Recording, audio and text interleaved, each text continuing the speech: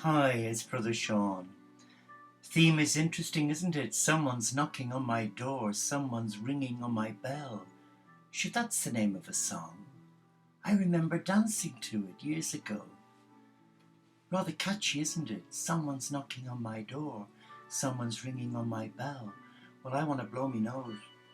Excuse me. Just, it's a hair from one of the dogs when I was brushing it. What's it saying to you? Someone's knocking on my door. Who's knocking on your door? And who's ringing your bell? Source, the Supreme, that created being who formed you in your mother's womb, with the hound of heaven, the cosmic Christ. They're knocking on the door of your heart to open it and surrender your beautiful life. It may be an unlived life, and to offer your availability for peace. Let me share this with you. O source of all, beyond all forms, beyond all words, beyond all thought. In this moment we offer to infinite love our hearts. We offer to infinite wisdom our understanding. We offer to infinite goodness our actions. We offer to infinite power and compassion all that we cannot embrace, all that we cannot comprehend, all that we cannot be or do. May we come together in the meeting place of the heart. May we honor all that is precious. May we find joy in the recognition of our brothers and sisters on the journey of blessedness which lies before us. So may it be. Wow, beautiful words. What are they saying to you? So may it be. How sad that of all creation, only a handful allow their heart to be open and receptive to the Supreme knocking on their heart and to welcome the Supreme into their heart. Many are invited today, in fact all are invited to come and sit at the table of many blessings, but only a handful come. Why is that? Why are so many people, God's children, your brother and sister, and mine, why are they reticent? Why? What's holding people back from showing courtesy and respect to a Father, Mother, God who created them in love and then sent one of their sons, Jesus, who is the cosmic Christ, to surrender his life for our freedom? Why do many choose to ignore the knock on their heart, the knock on their door? Are they deaf to the ringing of the bell of an invitation to come and receive love? Are they so afraid? Of what? Of whom? Why?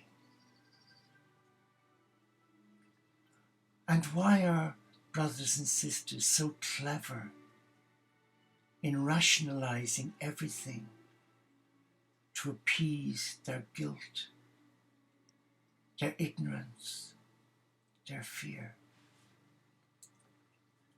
Why do many people walk away Why do many people freeze when you hug them? They can't handle it. They become a block of ice. Forgive me. I remember many years ago taking my dear friend Sister Carol back to her community in Orpington in Kent with her guitar. It's a long journey from North Wales. And when we got there was a group of Irish sisters, and they'd heard I was coming, and I was known as the hug machine because I like to hug.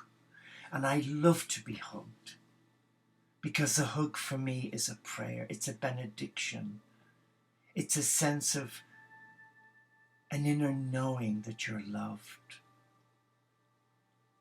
And as soon as they let me into the convent, I could see women scurrying down a hallway and shutting a door firmly.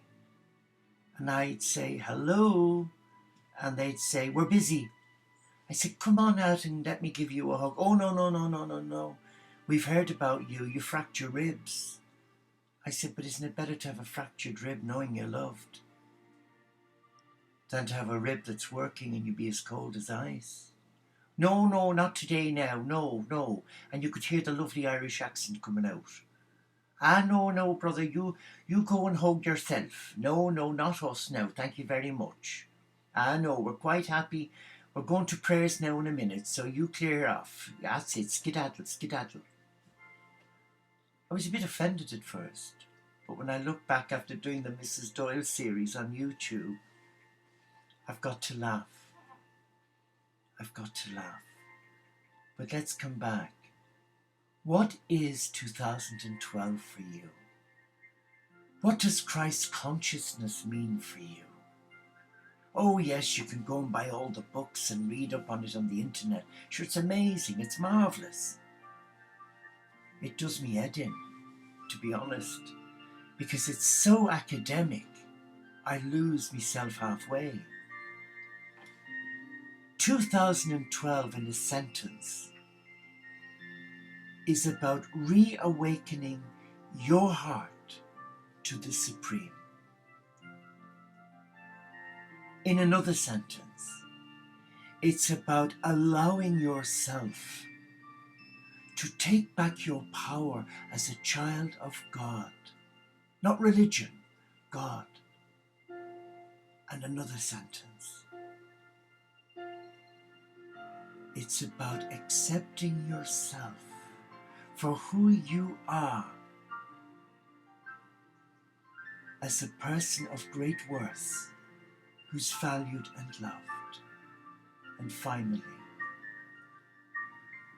when we surrender our heart to the mystical heart of God, we become the hands and the feet of the cosmic Christ. Our heart becomes a temple aglow with love. And I've said it before and I'll say it again. The heart, your heart, is the gateway to your soul, your higher self. And that is the gateway to the Supreme. Is that too simple? Because what I've found living the life as an enclosed monk, where I do buy into simplicity more than I buy into minutiae and nonsense, people today, it would appear, don't want simplicity. They say, oh yes, I want to live a simple life. Hello. They don't. They want crisis and confusion. They want buzzy words. You only have to look in some of the holistic magazines and you see these fascinating courses. Oh, talk about high pressure sales. And the beautiful logos and the templates cost a fortune. What's it saying? Not a lot. But there are people today who will only go to a seminar, a webinar, a course, a retreat that clicks with their ego, where they're made to feel a prima donna. And the first words out of their mouths when you meet them, I am a disciple of so-and-so. I was trained by you-know-who. Hello, the name-dropping brigade. And I just come out in a sweat and I disappear. And I guess that's why I've become a member of the Teo community of St. Francis, because we live a simple life. We embrace all faiths. We don't ask what doctorates they've got.